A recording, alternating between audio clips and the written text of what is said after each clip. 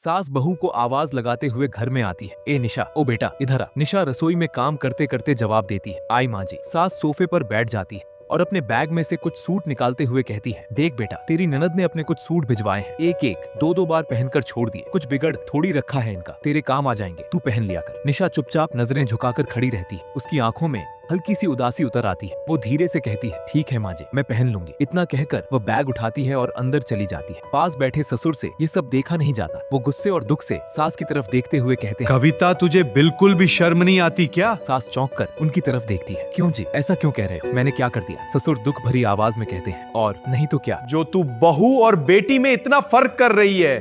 मैंने कब फर्क किया?